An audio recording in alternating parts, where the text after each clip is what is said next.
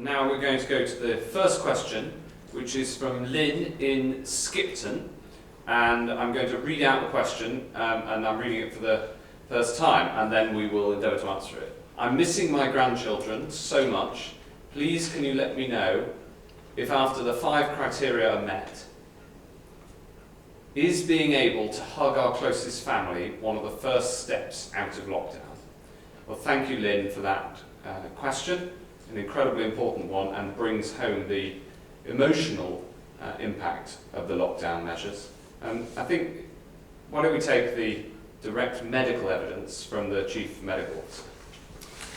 Well, very clearly, for most people, the ability to actually interact with families in a way that they have not been able to during this period is absolutely essential. In terms of the direct answer to this lady's question, it depends, if I'm honest, on the situation that she finds herself in.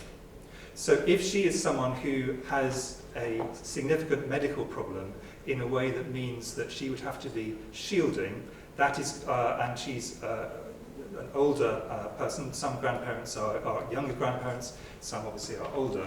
If she's in a group which is vulnerable, then the answer is that it might well be prudent, and this will depend entirely on individual circumstances, for her not to get into a situation where she is putting herself at risk.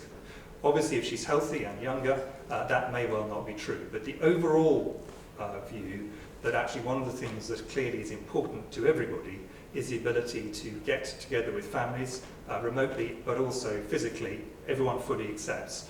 Nevertheless, it is important that people who are vulnerable continue to be protected even after whatever the next steps are occur. Thank you. And the thing I'd say to Lynn directly is that we understand the impact of not being able to hug your closest family.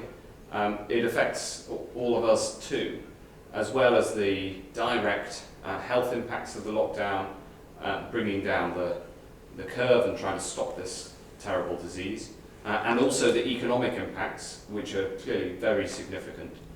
There are also the direct emotional bonds, because it's one of the most natural things in the world to want to hug a member of your family, and we just hope we can get back to that as soon as possible. And the best way we can get there fastest is for people to follow the rules, so we can get those 5 criteria met as soon as possible. I don't know if you wanted to add only to add that we all know how hard this is.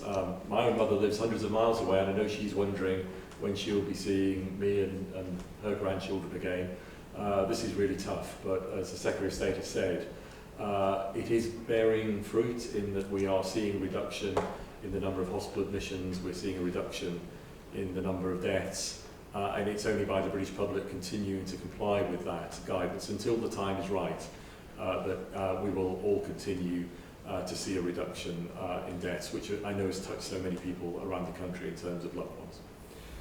Thank you very much, Lynn, for your question and for submitting it. And I hope that, I think that's shown that the questions from the members of the public can be just as informative and can be